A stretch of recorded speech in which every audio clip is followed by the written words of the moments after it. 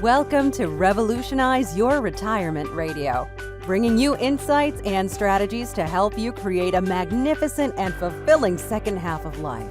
Here's your host, certified professional retirement coach and best-selling author, Dr. Dorian Mintzer. I want to welcome everybody to my fourth Tuesday Revolutionize Your Retirement interview with expert series to help you create a fulfilling second half of life. I'm Dorian Mintzer, owner of Revolutionize Retirement and your host for this series.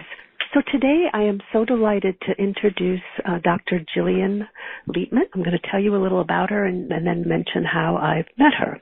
But Gillian has a Ph.D., Dr. Gillian Leithman, and she's a corporate trainer specializing in health and wellness seminars and workshops.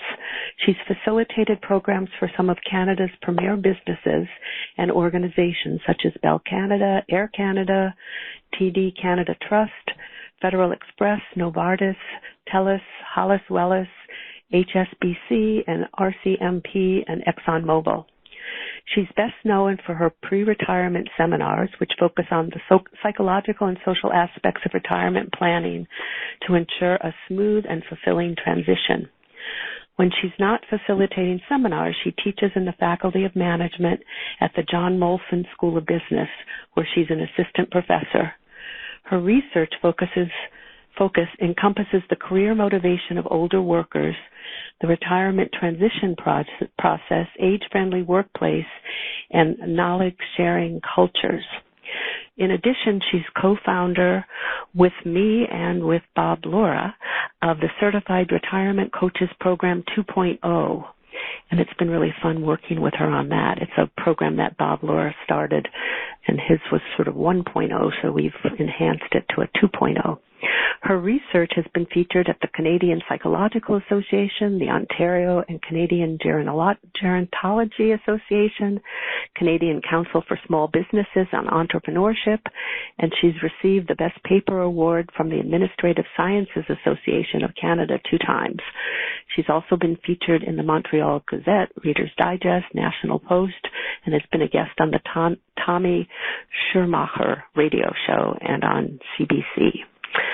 She's founder of Rewire to Retire and a Life Skills Toolbox.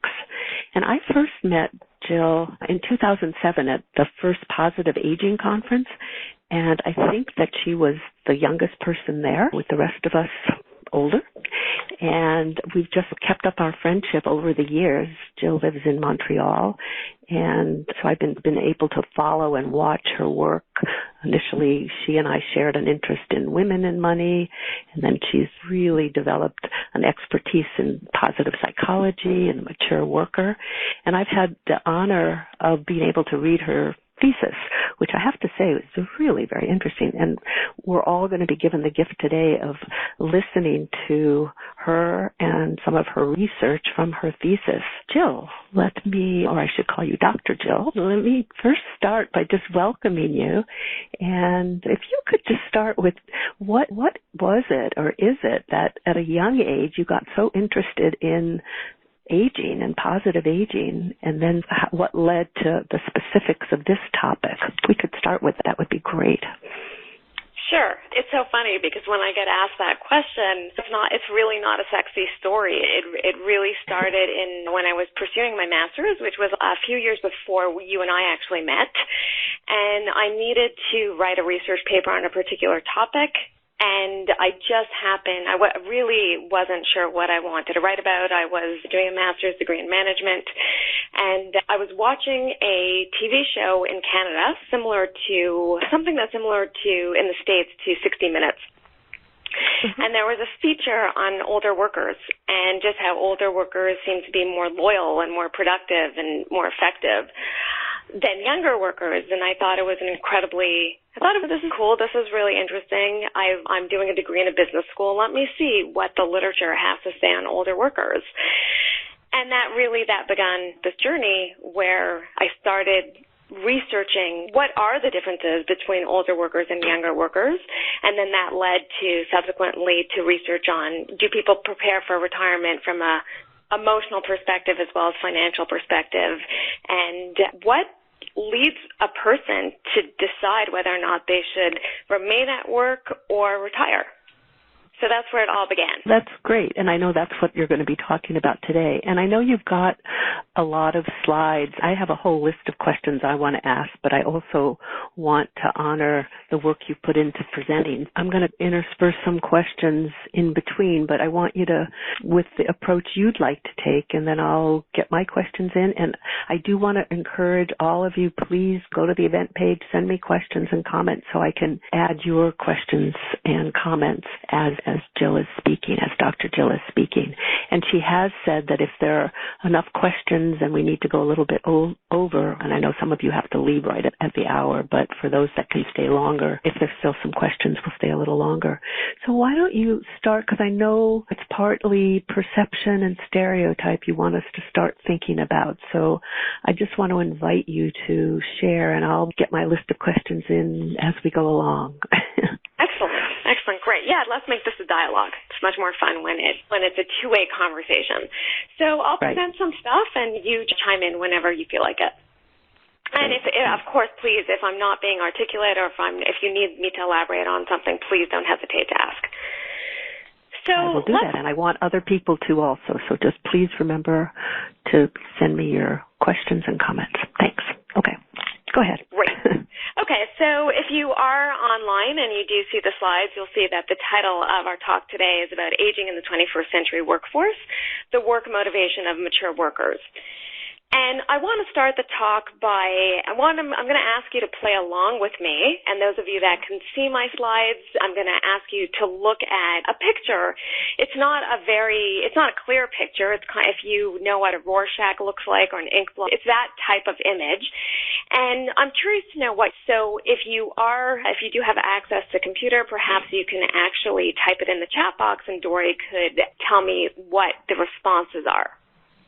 Good so idea. What do you see in this image?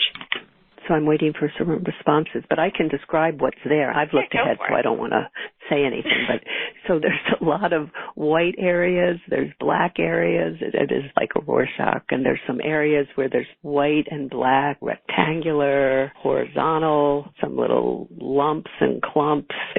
And again, since I've looked ahead, I'm not gonna be a spoiler. Has anybody typed an answer into the box? Okay, so Susan from Victoria says she sees a map. She sees a map, okay. Any other responses? Elizabeth says, looks like an aerial map of an area near water. Ingrid says, looks like a map of the world. Fran says, I'm looking at a field from an airplane. Okay, so there. And Meg says, I see leaves. Yeah, leaves, Meg says, I see leaves. Leaves. Okay. Thank you all for playing along. Actually, and somebody else said wetlands. Okay. I just realized somebody else said a cow, a profile of a woman. I just realized there's a whole bunch more here. A map, a person of some sort of one, a profile of a woman, a cow, I see leaves, wetlands, and then the map and all of those other things. Okay. Excellent. Thank you so much to everybody for playing along with me. Actually, I've now advanced it to the next slide, and there's an outline of a cow's head. I don't know if you can see that, but most people actually, once we point out the cow, can actually see the cow. And what this represents is this is actually the way most of us see the world. This is the way life starts off for us. We have an idea of what this might be like. So a lot of you actually mentioned maps and aerial sightings, and I wonder if that's because the first person said it looked like a map. But essentially what happens is we have no idea what this image looks like, and then somebody labels it for us. And I'm telling you that it's a cow. And after I've told you that it's a cow, the image now becomes very difficult not to see the cow. So if I were to put back the image without the outline of the cow, for the majority of us, you can't help but see the cow. And that's because somebody actually labeled this a cow for us. I labeled it a cow. Now, if we convened in 5 years, and I once again, if we all came back and we're all on Dory's call again in 5 years, and I once again showed you this image, you're probably likely to see a cow because I labeled it a cow for you today. And those labels are incredibly powerful. It's how we categorize the world. It is how we make sense of our world. And stereotype is just another word for label. That's all it is. Yeah, it's so important and interesting to say, and I do think around the whole thing about aging, that ageism is really stereotypes and labels, and it's such an important thing to be aware of. Exactly. And so if I were to ask those of you on the call, I'm going to ask you to continue playing along with me. If I were to ask the question, what words do you associate with 65? What comes to mind? I'm going to ask your listeners actually, to once again take to the chat box. So, what words do you associate with 65? Freedom. Kathy says freedom. Retirement, Medicare, Social Security. That's from Bob. Elizabeth says traditional retirement age. I would say experienced. Let's see. Sarah says chance to remake life. Ingrid says put the mare out to the pasture. Carla says free time, retirement, security, old, second chance at life. That was from Joan. Fran says success choice. Meg says encore. Alicia says senior retirement. Let's see. Penny says retirement old. Alicia says maturity. Don says this is a youngster. Let's see if there are any others. Retirement old, maturity. So far, those are the ones. Excellent. Cool. Great. Yeah. I suspect also that there's a little bit, although it's interesting that it did come up on the call, but I suspect that there's a little bit of a selection bias here, Dory, because you speak to a lot of people that view aging in a positive light. It's an opportunity to share your wisdom. It's an opportunity for reinvention. It's an opportunity to continue learning. But as you heard from some of the responses, we still associate 65 with, some of us associate it with being a relic. Some of us associate it with being really old, rocking chair, the old perspective, the old version of retirement. And that's actually how many of us still view it. Many of us still, this idea of 65, as much as there is this movement of positive aging, and certainly that's the space that we work in, the external world and certainly the world of work, many people still view 65 as the age of retirement. And that got me thinking. I was really curious as to, in my research, why. So in Canada, we have a somewhat of a different system than you do in the States, but mandatory retirement is no longer, it's actually illegal. So you can't just fire somebody, you can't retire somebody because they've turned 65. Now, that being said, it's not always an issue of legality. Organizations can make it very uncomfortable for people to stay. So it's not always an issue of you have to retire because you've turned 65, but sometimes people feel as though I'm no longer needed. I have nothing more to impart. I can't learn new technology. People regard me as old. They see me as a relic, things of that nature. Does that make sense? I think what you're saying is, yeah, absolutely. And what you're saying is so important because it may be changing a little bit, but in general, many people at 65 are viewed in our society as being old and ready to be put out to pasture, as one of the comments was made, put the mare out in the pasture, because it's part of the societal ageism that's at work. And then I think it does get internalized so that people who are 65 struggle with that. Just even the notion 60 is the new 40, 60 is the new 60, because saying it's the new 40 is still holding on to youth, that you don't really want to look 65, you want to look 40, rather than valuing who you are and how you look. Very well said, exactly. And what we have certainly found in our research, which I found incredibly surprising, this age of 65, it's still, despite the movement, despite our work and our efforts to change that paradigm, it's still very much ingrained in how people view that age. It's still very much ingrained. People see 65 and they associate it with retirement. And the likes. It's somebody's a dinosaur, somebody's old, somebody's time to put people out to pasture. And so I started to wonder, where does this come from? How is it that this notion is so incredibly ingrained in Canada, in the States, in Australia? It's incredibly pervasive. And when we look at the history of retirement, when we look at how the world, and let's take North America, how North America traditionally viewed the older worker, we see that people really regarded the older employee, and at the time that Social Security was established, they believed that 60 was old. 65 was really old, and it was time to retire these people from the workforce. And just to give you some examples, I put some examples on the slide about the conversation at the time when Social Security was being devised. People really believed that 60 was the age of decline, disease and decline. So there's an example of a physician named William Osler. I'm quoting Osler here now. He said, "The effective, moving, vitalizing work of the world is done between the ages of 25 and 40. And he believed that loss of mental flexibility occurred at age 60.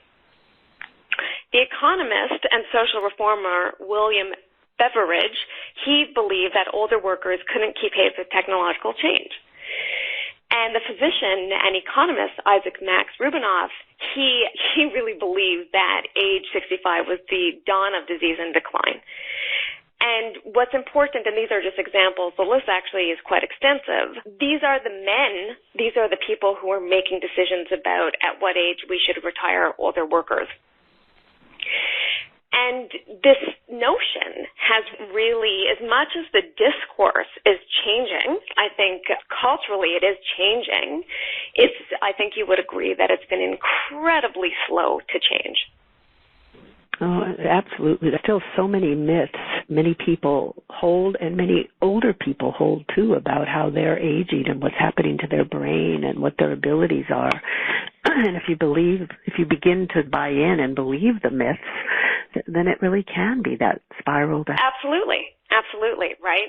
And even only in March of this year, Carrie Hannon was writing in the New York Times about age stereotypes at work, and I'm quoting her in this slide, and she writes, "In some workplaces, negative attitudes pervade about the cost of older workers, their stamina, their technological ability, and their enthusiasm for learning new ways of doing things." And so that's just a snapshot of assessing what we think about older workers. But it's not only about what we think about older workers, as precisely as you suggested, Dori. I started to wonder. I was having conversations with people about this idea of retirement, and it's a complicated decision. It's not a binary decision. It's not that one thing determines whether or not we should stay or go. It's certainly a multitude of variables that influence our decision to go or to stay. And it's complicated. I found that when I was speaking to people, in many respects, if it wasn't clear, it's very clear to some people that I have other things to do, I want to pursue different work, I have different projects, I want to spend more time with my family. But for a group of people, this decision becomes incredibly complicated because there's so many things to consider. And I think the best way for me to describe what some of the people that I was speaking to were going through, let me tell you the story about Sandra. And Sandra, she doesn't exist, but she's an amalgamation of the people that I was speaking to in several of my studies. She's 63 years old, and she's contemplating whether or not she should retire or should she continue working. And she's vacillating between the two. She loves her job, but she's worried that her younger colleagues regard her as old. When she was speaking to me, she said to me she's worried that people in her organization are going to regard her as dead wood. On the other hand, she wonders, what are her friends going to think of her if she does choose to keep on working. A lot of her friends have left work. They're having a blast in retirement, and she's envious about the free time that they have. They don't have to go run to the gym at really early in the morning because they now have the time to. They can get to the gym later in the They can get to the gym later in the day. They have more time to do the things that they want to do, and she envies that. But she's also worried that she's going to become irrelevant. Where is she going to derive meaning? Where is she going to derive purpose? And like many of us who struggle with these very large decisions, she vacillates. She really vacillates between the two. Should I stay? Should I go? And while she's enthusiastic and eager about what her future might look like, she's also anxious and she's apprehensive. And our findings indicated that for a group of people, for a certain segment of society, there's this really, it's not just what other people are saying, it's not just what other people are thinking, but they themselves, as you were saying, they have internalized these arbitrary, and let me just repeat that word, arbitrary determinations of age, that at age 65 we should go. Because if you look at the history of Social Security and when it was devised, at the time it was believed that nobody would we wouldn't, number one, live long enough to be collecting Social Security, but at the time that the system was devised, we believed that people really would lose their mental faculties. What were you going to contribute to an organization if you just mentally did not have the capacity to contribute and to continue working? That is not our reality today. Just to add for a minute. Yeah, go ahead. Well, I was going to say to add to that, the other thing that I think's changed in terms of our reality today is, in addition to the notion of the mental facility of that decline that people hold on to, but so much work before was more sweat work and manual labor. Manual labor, right. And so people were really burnt out. And there are physical changes that happen too. And I think that it's all gotten mixed together. So in general, people that's where the all downhill after 65 or after 60 has come from, I think, in terms of body changes and then the belief in terms of mental decline that is inevitable at that age. Right. Yeah, exactly. And to your point, so much more of our work is knowledge work. Very few of us, there is a segment that certainly is continuing to do manual labor, but that's certainly not where the trend is going, right? It's really most of us work in the knowledge economy. And if you do work in the knowledge economy, then this stereotype or this age of 65, this association of downward disease of decline, it doesn't hold up. We know that it doesn't hold up, but if you believe that to be true, it will most certainly influence the decisions you make as you age, right? Not just whether or not you choose to continue working, but it will actually, if that is truly your belief, then you're going to make decisions that are in alignment with that concept. And that's the self-fulfilling prophecy, absolutely, Exactly. And it becomes that catch-22. I have a few questions here I just want to maybe throw out now, just while we're at this place. Peter in Delray Beach takes a little bit off track, but not too much. But what advice would you give a 55-year-old who suddenly became permanently disabled and unable to work again?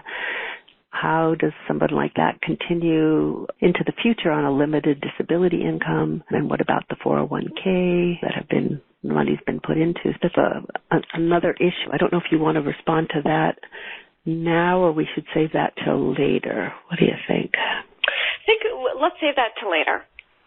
Okay. Save that till later. Is there any other questions?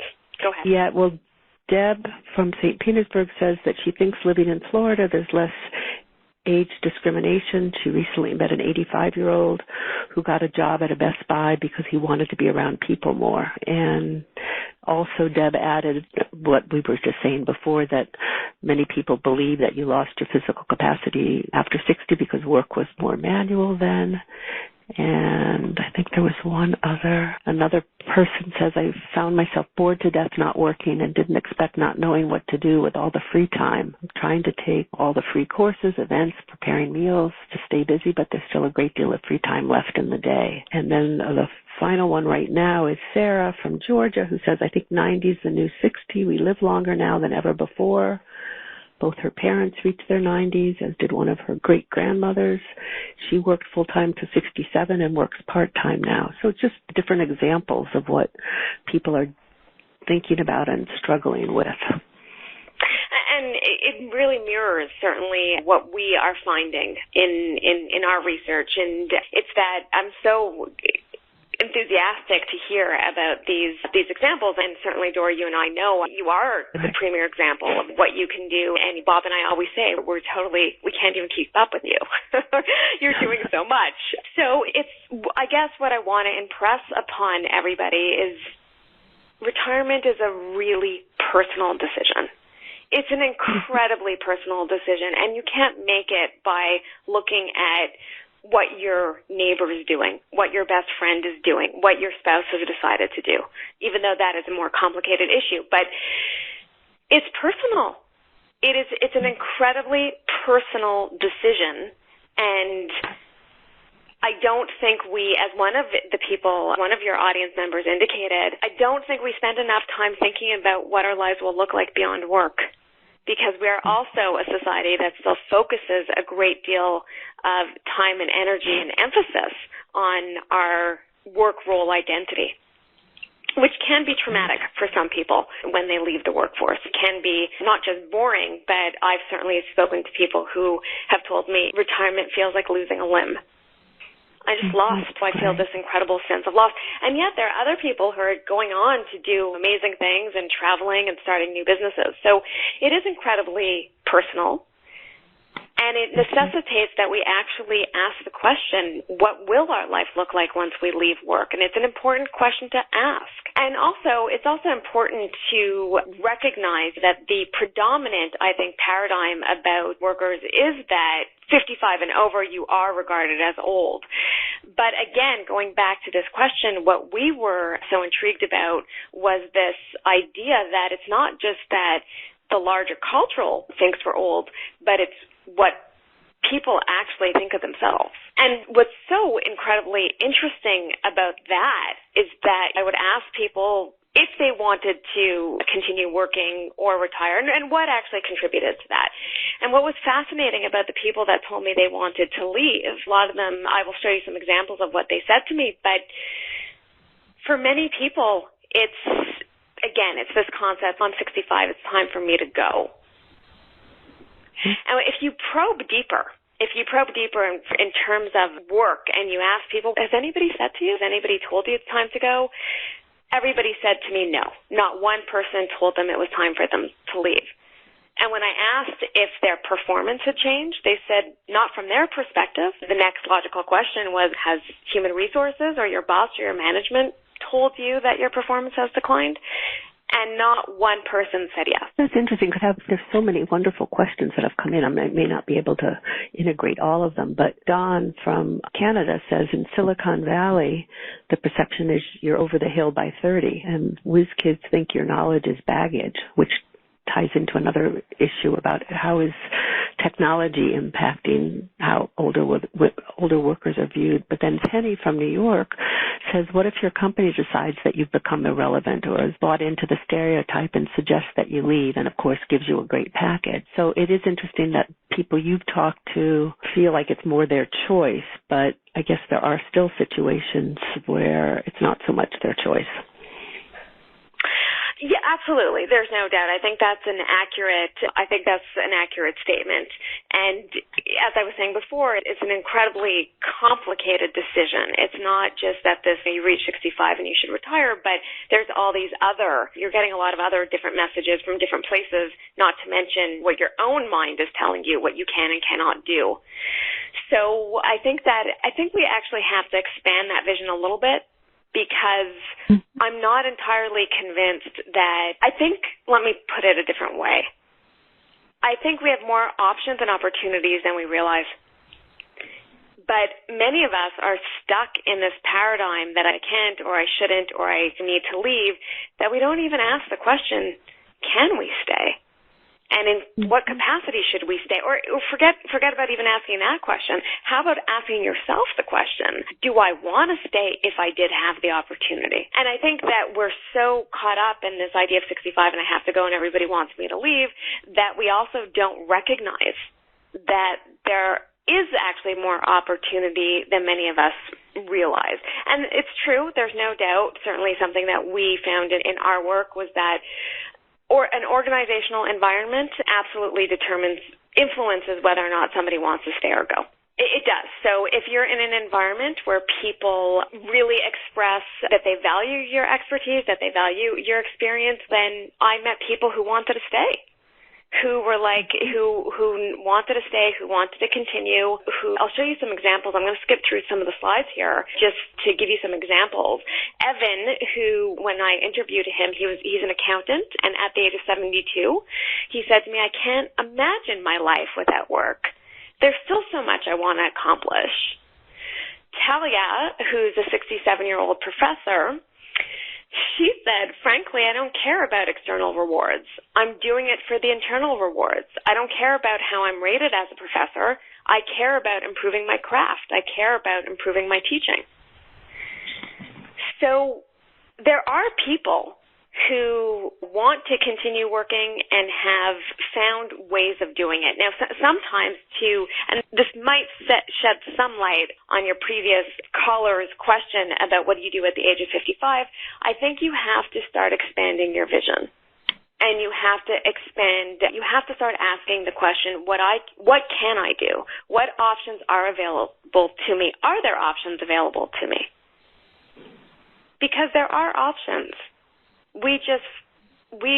If you believe that you need to go at 65, then we just fail to ask the question. And I do have, and I think later I will bring more of the questions from people because there are a lot of really good questions and examples, but I want you to keep on because I know what's coming and want you to get to that information, and then we'll bring in some of the other things. Okay. All right. Well, perfect. We will certainly have plenty of time for questions. So this is some of the people that I worked with, the older workers that I was interviewing. Of course, there was this other set, people who had retired, and when I asked them why they chose to retire, I'll give you an example of Ned.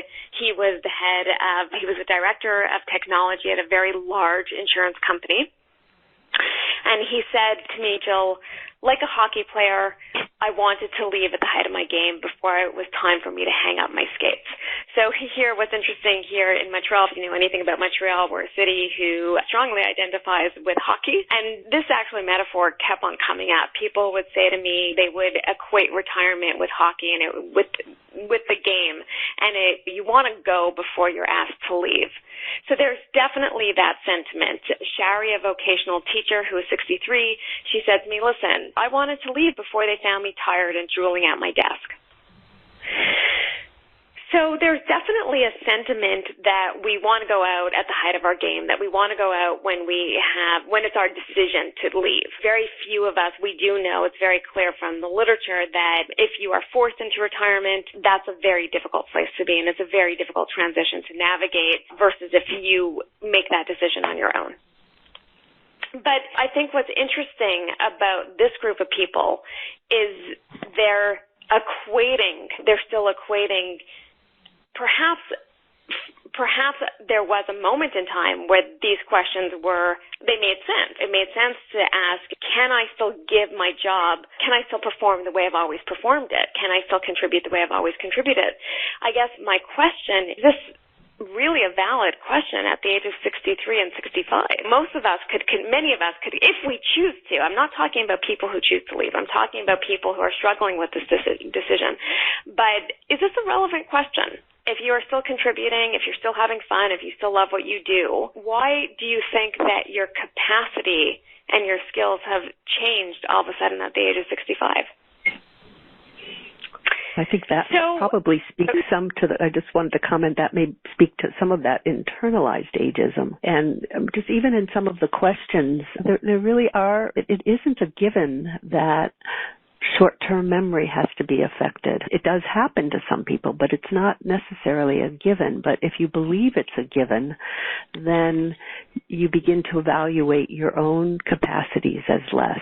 And I think the point you're making is so important, that it is so important to try to be as realistic as one can in terms of what we can and can't do, and maybe where some of the gaps are and what are some other things we want to learn in order to stay. But I think also it doesn't necessarily mean staying full time. There are so many different ways now to be able to work, and I think what you're talking about is the importance of just asking the question of both of yourself and where you're working of how might I use my skills and still be helpful, but maybe work in a different way so I have more time for myself. Said so beautifully. Exactly. Let's instead of continuously focusing on what we can't do, why don't we ask that question? What can I do and what do I want to do?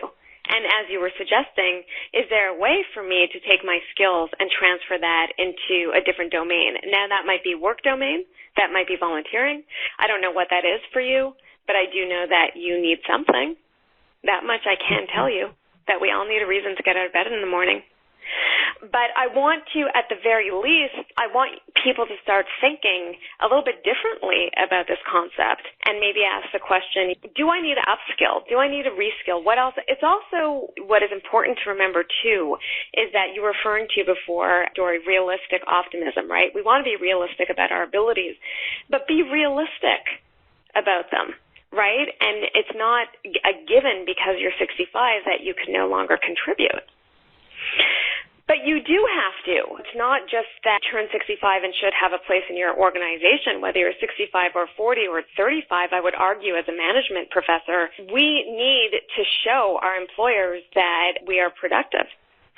That we don't get to just coast at the age of 50 or 60. You still need to be making a contribution to your organization to be retained.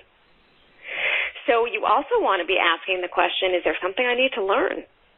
Is there a skill I need to improve? As opposed to taking yourself out of the game if you don't want to, or if you're struggling with this decision. It's very different if you've already made the decision and you have other things to do. Asking yourself, if you want to retain your job and you know that you have competition from younger workers, what do you need to do to remain at the height of your game, to still be contributing, to be grooming the next generation of workers? Because there's this interesting thing going on in the market. Because the boomers were, I believe in the States, 80 million. Correct me if I'm wrong. Is that correct? I think people say about 77 million. It's up there. Okay. The generation that followed, Generation X, is about 40, almost half of what the boomers were. Which means that there's this gap in the market. What we do know is we have a skills gap.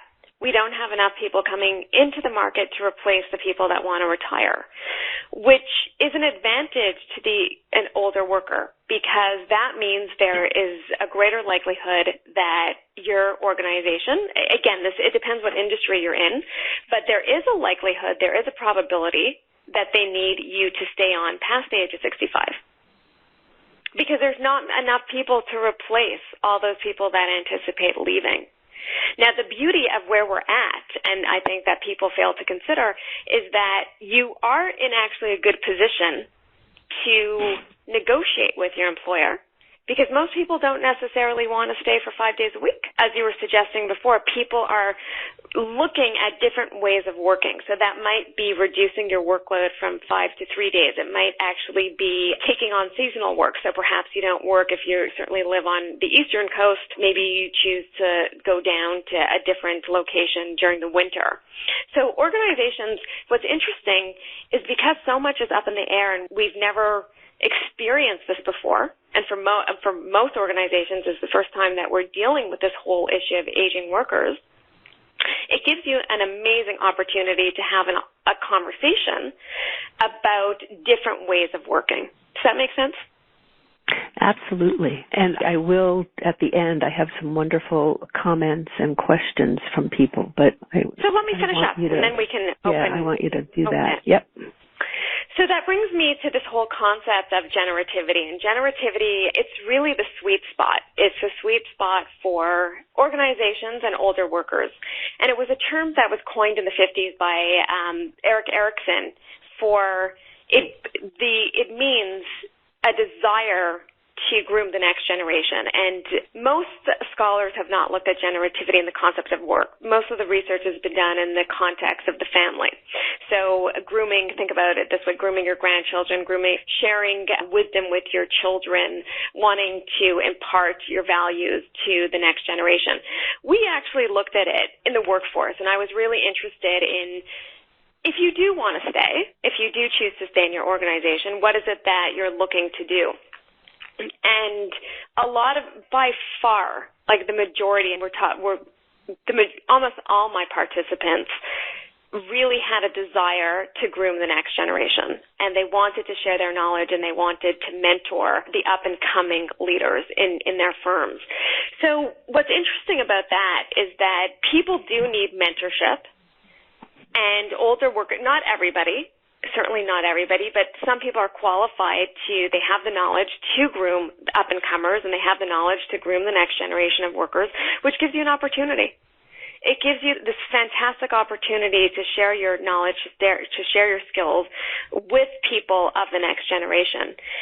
And I will be honest, organizations they've been short-sighted, not recognizing necessarily what older workers have to contribute, but the tides are changing because simply from a business perspective, from the business case, is that, again, if we lose people with extensive experience and knowledge, organizations will start to feel it in their bottom line. So if you lose, that salesperson who has the relationship with your biggest client and doesn't want to work with their younger replacement, organizations start to feel the pain. It tends to happen a few months after older workers leave. So there's an opportunity to have this conversation to think to yourself, evaluate what is it that you want to do? Do you have something that you want to contribute? Do you want to mentor? And what about accomplishment? Do you have a desire to continue working? Do you have a desire to continue learning? If you do, you want to highlight that to your employer as well. You want to show initiative. You want to show that, because there is a concept that older workers are not interested in training and development. And it's also very much so steeped culturally in organizations, so you want to flip that and you want to show initiative and you want to tell them that you're interested in training and development and upskills, things of that nature. So that's the sweet spot, and the beauty of that, it works out usually really well if your organizations want to retain you. You perhaps want to work at a reduced capacity, and then you can groom the up-and-comers. It's a nice place to land. So what we saw was either people want to share their expertise and are looking to create those opportunities in their organizations or, as you suggested, Dory, elsewhere, or people really do take themselves out of the game just because they associate 65 with being old and being, as one of your audience members put before, time to be put out to pasture. So we're grappling with these issues. Our current research suggests that if you want to retain older workers, then we should be looking for creating mentoring opportunities, certainly rethinking achievement for mature workers, because there are plenty of people that still want to contribute and want to develop their expertise in their fields. And as you were suggesting before, they might want to work different work schedules, maybe half-time contract work, special projects. And where we're taking this is we do know that older age perceptions are influenced by who are you working with, by your younger colleagues, but again also by your own perception of how you view yourself. So I would ask you to contemplate, how do you view yourself? Do you feel as though you still have something to contribute? Do you want to still contribute? Is there something that you want to continue doing in your respective fields? The workplace is changing. And the decision to stay or retire is influenced by a whole host of factors: organizational, age perceptions, self-perceptions, and opportunities to transfer knowledge and experience to younger workers. But if there's anything I have to impart today, I want to impress upon the people on the call rethinking this notion that 65 is associated with retirement or decline. There's a lot that we can do that is within our control to change the trajectory, not only of our physical well-being, but also our mental well-being as well as our work life. So let me open it up to you at this point. Okay, there are a lot of questions I want to integrate, but I'd like, just because since I did read your thesis, I really do the differentiation you make about the kind of explicit and what are the terms that I have here? Tacit knowledge? Notes. Explicit knowledge? Yes. Can you, I just think it's such a helpful thing to share with the listeners of what the difference is. You were alluding to it before when you were talking about when the history leaves, when the worker leaves, or the person who has a really good relationship. But I loved in your thesis the differentiation of that some things just are easy to pass on, the rules or the framework, but then what this other part is. Can you just elaborate on that before I integrate the other questions? Sure. So I'll give you a very concrete example that comes from your world. If you think back to, I think it was 2009, with the Sully Sullenberger, who was flying. I'm forgetting where they were going, but he was the pilot that landed the plane in the Hudson River. In the Hudson River, right. Yeah. They left JFK and realized that there was something wrong. He left JFK and realized that there was something wrong with the plane, and within 5 minutes had to make a decision as to what he was going to do. So do you remember that story? Hudson. I do, and there's actually been a movie. And interestingly, in the movie, they also raised the whole issue about people were questioning him because of his age. But go ahead. I think we called it like Hero on the Hudson. And what's really, so it gives you actually a really good depiction of this whole issue of tacit versus explicit knowledge. So explicit knowledge is knowledge that we gain from, if I wanted to tell you about the policies in my organization, I'd probably hand you a manual. You can read about it. If you things of that nature, it's very easily to transfer from one person to the next. It's codifiable, something that we say is codifiable. I can teach you how to make a great meal. I can give you a recipe to do that. Things of that nature. It's concrete. You follow a recipe and you have your meal. If we look at something like tacit knowledge, so tacit knowledge is that knowledge that resides in people's heads. It is developed over time and experience. So going back to the example of Sully Sullenberger, he was a man who had I believe Sullenberger had over 35 years of experience being a pilot, which meant that he's flown in all kinds of conditions. Sullenberger he's flown in good conditions, he's flown in bad conditions. He has spent his career being interested in aviation safety. So he was an individual he sits on several associations about aviation safety. So he was very knowledgeable in his respective field. Now, within 5 minutes, Sullenberger had to make a decision as to where was he going to land this plane. And not only where was he going to land it, but the objective was I want to land it and I want to make sure that all my passengers and my crew on board is going to be safe. Now, to do that, what he had to do, expertise resides in the brain, right? And essentially think about expertise like a filing cabinet. He had to go through all of his knowledge, all of his experiences, incredibly quickly. So this happens at the unconscious level to determine, okay, you know what? I think the best bet for us would be to land the plane in the Hudson River. That way it's our best option. If you juxtapose him against somebody, a new pilot who does not have his expertise, who doesn't have his experience, it's really unlikely that they would have been able to come to the same conclusion in that span of time. So expertise are developed over time and with experience, and we don't even know what we know. If I asked you, Dory, what do you know of couples and retirement? Of course you can tell me what you know, but there's so much more that you know that you don't even realize that would only be elicited if we were in a room together and I was asking you questions. You say, oh, Jill, I forgot to tell you this, but there's a nuance here, and expertise is embedded deeply within the brain, and it's often only elicited when it's called upon. Is that clear? No, And what I think is so important and why I wanted you to comment on it is recognizing that and really thinking about it in relation to yourself or people. It expands that notion of that we don't always know what we know, but we probably know more than we think we know.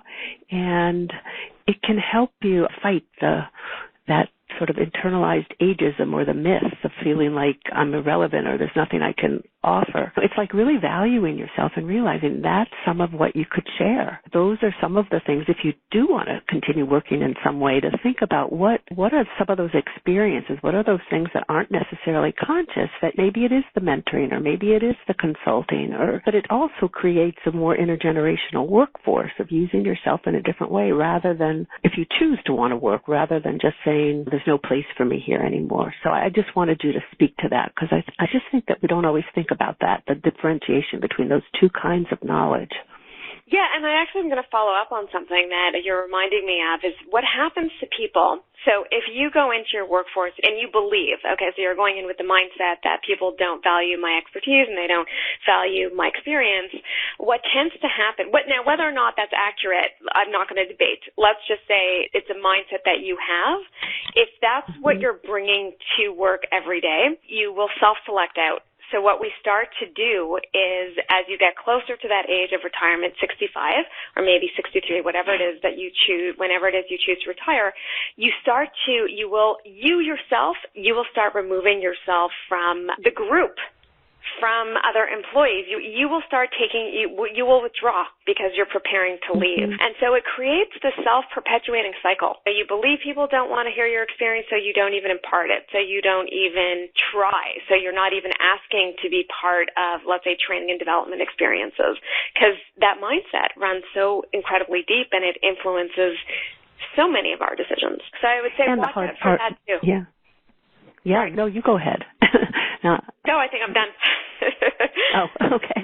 No, but I guess I would underscore that too. Watch out for that too, because it can come from either side, either you devaluing yourself, or there can be that sort of assumption on the part of at work that you don't have something to contribute. And if you buy into that and have a voice, then you don't have anything to contribute. It is complicated. I guess it is. And to that note, and I'd like to, this is one thing I just want to make sure to say, so you can, all your callers, I have no doubt that they could give me examples and evidence that, oh, Jill, it's not this way and people do retire at 65. And I promise you, I challenge you to rethink that, because as much as you can find people in your environment that leave at 65 or are declining at 65, we have such amazing examples of people that have reinvented themselves, that have had tremendous success in the corporate world as they aged. So I would also challenge you to look for those examples. If you think that it's all about downward decline or there's no opportunities for us, then I promise you, you will find evidence to support that belief. But if you challenge, that's what we call confirmation bias. But if you challenge that and you ask, who are the people? Look at not only you, Dori, but you have amazing people on your calls, in your community, in your tribe, that are doing such fantastic things. It's a question of where are we putting our attention. That's such an important point. Because I know it's the top of the hour and I have a bunch of questions I am going to ask. So for people who can stay, I will incorporate some of your questions. But why don't you mention the takeaway that you have and how people can reach you for those that have to leave on the hour? Oh, sure. Okay. Keep on. So I would love, please connect with me. I would love it if I do write about these issues. If you're on LinkedIn, you can find me under Gillian Leithman, or rewiredtoretire.com is my website. And I do webinars and I do share a newsletter. But I would love to invite all of you to, on April 30th, that's 7 p.m. in the evening, I am continuing with our Resilience and Aging series. It's called The Helper's High. And this is a series that is being promoted by our coaching certificate, and it's available to the public. So if you want to hop on and learn about the Helper's High, which has to do with, in many ways, what we're talking about today, I'm going to go into much greater depth about the science behind helping, and how those of us who actually are of assistance to others actually fare much better physically and psychologically than those of us who actually receive help from other people. So it's a way to conceptualize aging and how you want to age and how to maintain your resilience. So I invite everybody on the call to jump on, and you can find that information if you go to my website, rewiredtoretire.com. Just click upcoming webinars and you will get the link, and that's free for everybody. And I think that it's going to be included when you get the recording information, because you had sent that as your takeaway from this call today. So I think people will find it there, but by all means go to the website, and on my website, revolutionizeretirement.com, and I think also on Gill, since we're both part of it, as I mentioned before, there's a link for the retirement coaching program, and there's a free module on that too. So I just want to encourage people to check that out. Yeah, absolutely.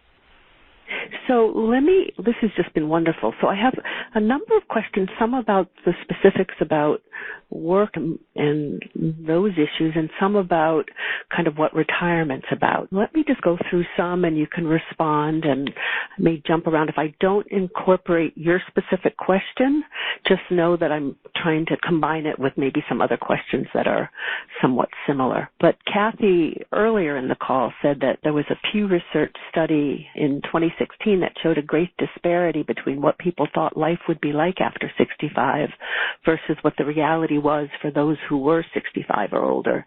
And she was saying we need more emphasis on what is actually happening with people as they age versus perception. And there were a number of other questions sort of talking about that. Peter asked a question about what are ways that people can prepare for retirement. And so let me just throw that out as one segment of the questions that have come in. Sure. To that point, I'm going to be a shameless self-promoter right now, but I would say go and download our free module from the coaching certificate. Perhaps we can put up the website for that, because that module is going to talk about ways that you can reconsider retirement and things that you should be thinking about. So I think in order to prepare for the next stage, we need to expand our vision beyond just finances, because this is not just about money. This is very much so about lifestyle and health and passion and what gets you out of bed in the morning. And sign on to be part of Dory's community, sign on to my newsletter, and that's what we've dedicated our life's work to, is helping people prepare for this next stage. I guess the best way to do it, at least something that will cause the greatest amount of anxiety, but an incredibly powerful exercise, would be to envision a week in retirement. And what are you doing? How are you filling your time? And beyond just fast forward 16 months later, because that's when the honeymoon ends. But how are you actually filling your time? What are you doing? Who are you spending your time with? What gets you out of bed in the morning? And when people literally take a piece of paper and schedule from Monday to Sunday, what are you doing with your time? And my fear or my apprehension is that people will fill that schedule just to fill it. And that's not the intention of retirement. The intention is not to fill it to be busy, fill it being busy with the things that you love doing. And that necessitates reflection. What do you love doing? Who do you want to be around? How do you want to spend your time? And it's very much tied into this whole wellness model, positive psychology model, which is well-being is connection, engagement, and purpose and meaning. And I think it's so important, and meaningful relationships. It's so important to think about that, because we get that from work. We get that from active parenting. And it's important to think about how you're going to build that into your life if you don't have the structure from outside of you. And I know in your thesis you talk some about that too. Yeah, to your caller's point, about the Pew Research, most people think that when we ask pre-retirees versus retirees, what will they miss? What do they think they'll miss most about life and retirement? Pre-retirees, people who haven't retired yet, they'll tell you income. Retirees are going to tell you the number one thing they miss is social engagement, that connection. That's what they miss most. So important. Okay, another question. Do you think that the Me Too movement has changed society's views of women in the workplace and when they should retire? Wow. a little bit out of my element here. I don't think we know enough about the movement yet to make that claim. Does that make, I'm not so sure. Yeah, okay. Norman from New York says he's a member of the Radical Age Movement. It's a nonprofit that's trying to call out ageism wherever it occurs. And it's a little call out for it. They're rallying at Union Square Park on May 15th to demand age justice. Just know that there are organizations around to deal with ageism, and I would recommend also Ashton Applewhite, who's written This Chair Rocks, a manifesto of ageism. I had interviewed her a while ago. She's excellent, and you can get her book, but also her TED Talks. And I think this issue about both societal ageism and internalized ageism are so important, and it ties into this whole issue about the if, when, and how to retire. Another question from Deb from St. Petersburg. I think you may have talked about it, but maybe a little from the organization, but is there a sweet spot for retiring? A sweet spot? Mm-hmm. Was that the question, a sweet spot? Yeah. Is there a sweet spot for retiring? Meaning age? Like at what age one should retire? I'm not exactly sure what she means. Okay. Interpret it however you want. No, I would say absolutely not. It's so personal that we couldn't tell people. My work involves helping employees prepare for the transition from work to retirement, but I never ever, there's no age. The truth is, I'll be honest with you, I think some people should never retire. It's so personal, and it's, what does work mean to you? And it might be time to change what you do. It might be time to morph it in a different, maybe it's no longer working with an organization, it's working with a non-for-profit, volunteering, but you really want to be asking that question, what does work mean to me? And are you ready to give it? Do you need to give it up? Do you want to give it up? You don't necessarily have to. Right. In fact, Jan Hively, who's one of my role models, who's in her mid-80s, her mantra, which I love, is meaningful work, paid or unpaid, to our last breath. And that's for some people. It's not right for everybody, but just to be able to think about it, that just because you're a certain age doesn't mean that you have to give that part of your life up if you don't choose to. Yeah, so how do you, exactly. Joan from Alexandria says, how do you resolve the question when your partner's retired and wants you to retire, but you don't necessarily want to? Sorry, I'm going to bounce that back to you. That's your area of expertise. People aren't always on the same page in terms of retirement, and it's where there's just the importance of so many conversations to think through for yourself, really talk with your partner, figure out what in the relationship could be the win-win, where maybe you begin to think about and talk about that you still want to work, but trying to figure out what some of the time constraints or boundaries are, or are there ways to just recognize and appreciate what each is wanting, and sometimes even setting up time periods of saying, let's evaluate it again in another year, but let's make sure we do some things together during the time. But I think mostly it's just having conversations. This happens so much. There are different age levels. Sometimes women have entered the labor force later than the husband, and they're at their prime, and the husband, or I'm putting it in terms of the husband in relation to that. And the same kind of thing can happen in same-sex marriages, heterosexual marriages, but people can be out of sync with each other. And it's so important to recognize it, appreciate it, talk about it, and try to figure out how not to get caught in win-lose struggles, but to try to respect and figure out what are some options, so maybe a year down the road, 2 years, 3 years, 5 years. I know this wonderful resource called The Couple's Retirement Puzzle by Dorian Mintzer.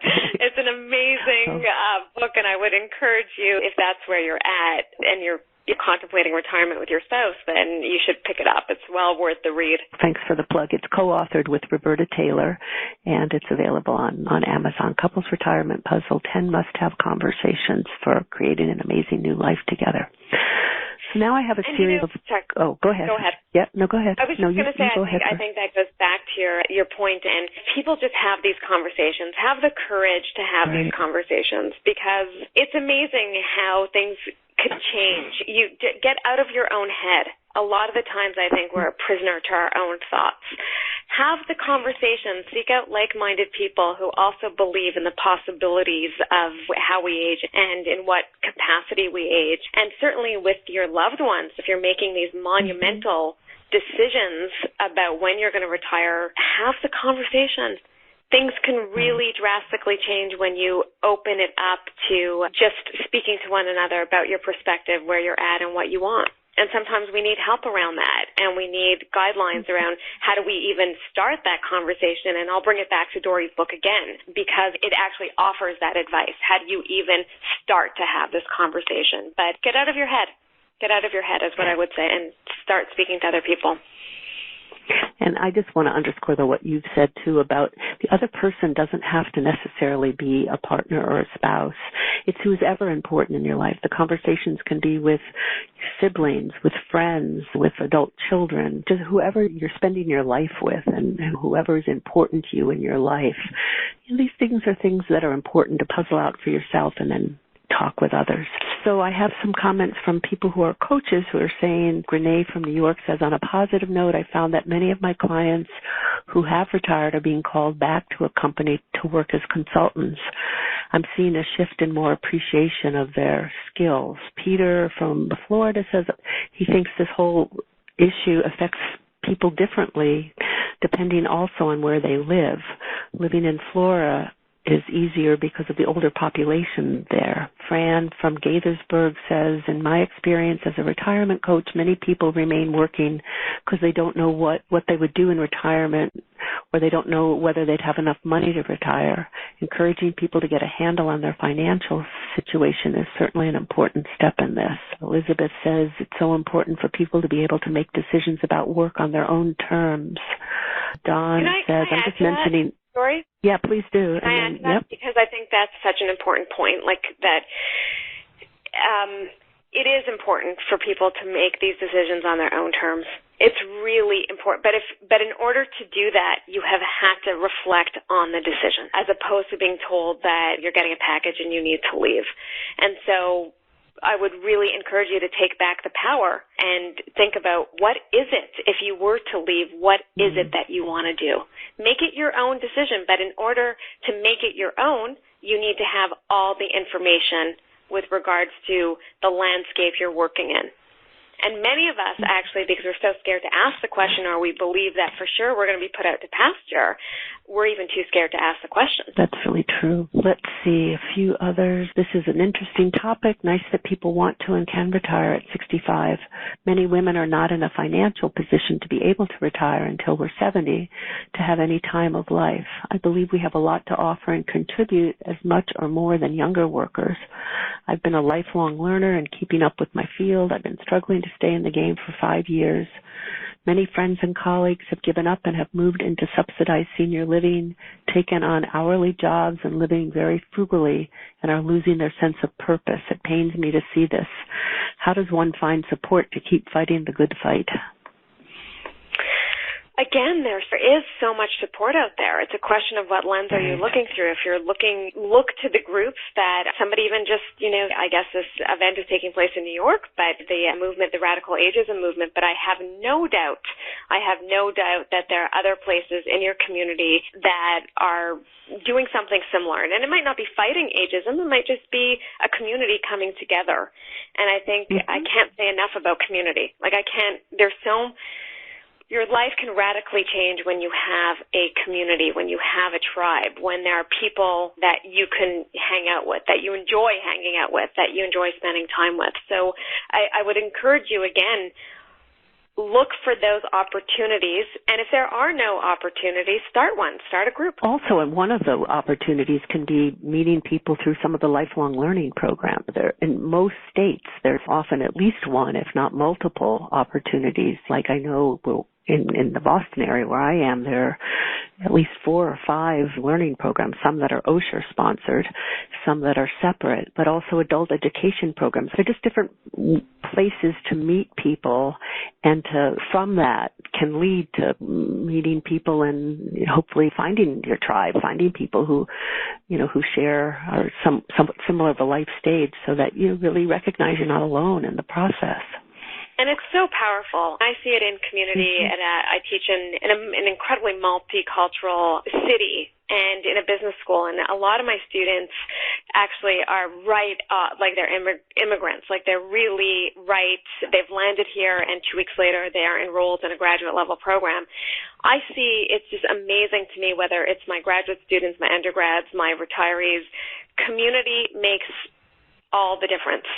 Just knowing that you're not alone, knowing that somebody feels the same way or has the same struggles, that's so imperative. But I would say this, do not hang out with the people that think that growing older is just about disease and decline. You want to hang out with the people that see this area as ripe with possibility. That, again, going back to that realistic optimism, I'm going to have a webinar on this about realistic optimism. I'm not saying to not be realistic about aging, but part of that also encompasses understanding what opportunities lie ahead.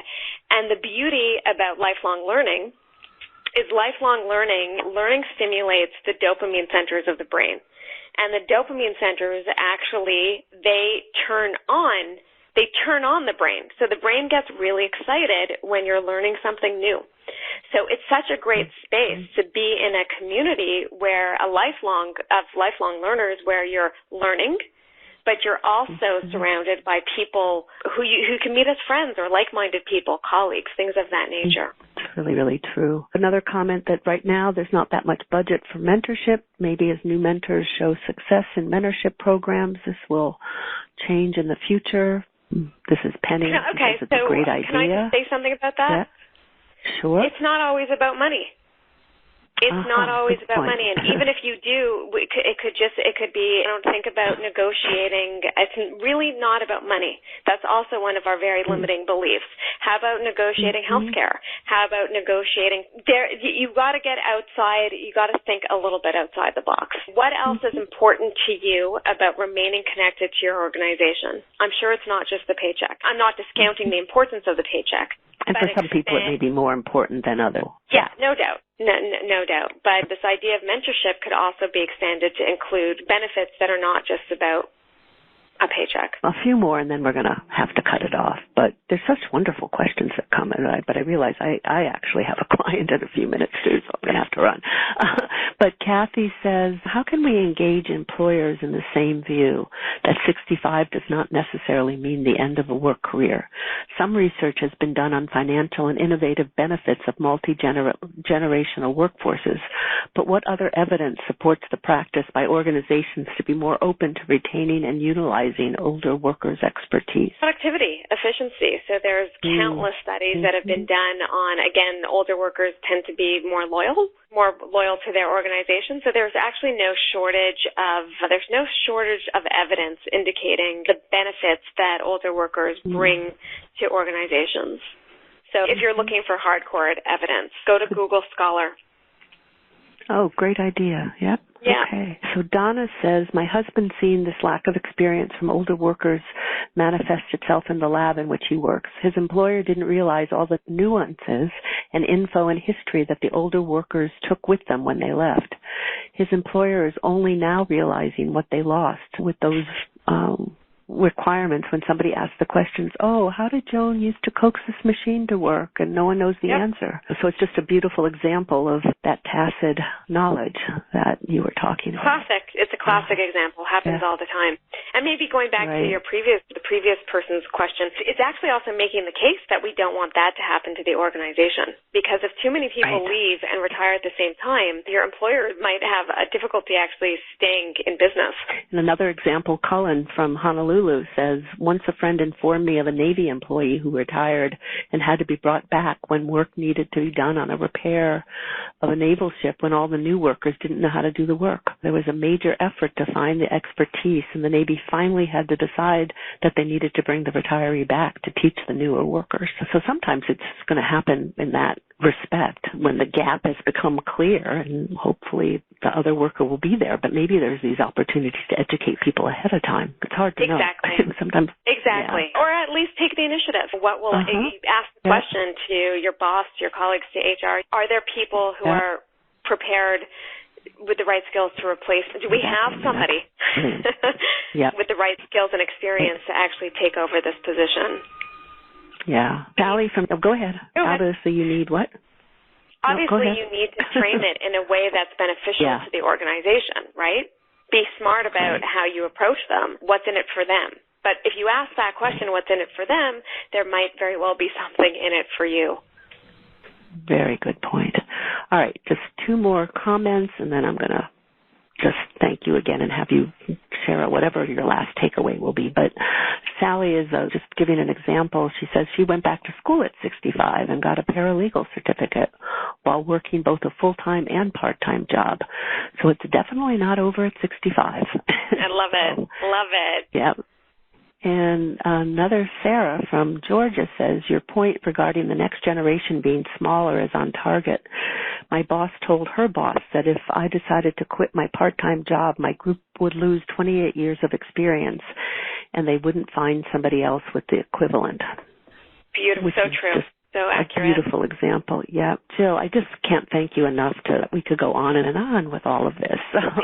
But thank you for sharing your wisdom. And I do encourage people to check out the webinars that Jill's going to be doing and check out the retirement coaching program if you're interested in that and access to that module that Gill had mentioned. You can go to my website and just under the little part retirement coaching or retire to rewire, Jill's website. And Gill, this has been wonderful. What final kind of takeaway would you like to leave people with? Well, I guess I would suggest really it's that idea of question, get out of your head. Like question, sometimes we really need to question our own thoughts and whether or not they're accurate and seek and bounce that off of people. Bounce that off of people that can be more objective. Again, don't go if people really think it's an issue of downward decline, don't go to them to have these discussions, right? There is so much support out there. There's such amazing things happening in the landscape that I would encourage you to find those people, become part of community, because your life will change when you're amongst a group of people that have similar values. In our instance, that's the idea of brings with it wisdom and expertise and a whole host of opportunities. And I would encourage you to find that tribe. We exist. Dorian and I have tribes. We've created a tribe. Become part of our tribe. This is the conversation we want to have about those possibilities. Great. So I think it's an encouraging time to be alive and encouraging time to be retired because there's so much possibility. That seems like a good note to stop on the new beginnings for everybody and the possibilities for us. And thank you so much again for taking all this time. I know we've gone way over. Thank you. For sharing with us. And thank you a lot. Hopefully you'll come back again. Absolutely. You've been listening to Revolutionize Your Retirement Radio with Dr. Dorian Mintzer. To learn more about the resources mentioned on today's show, listen to past episodes, or download our free retirement transition guide, visit revolutionizeyourretirementradio.com.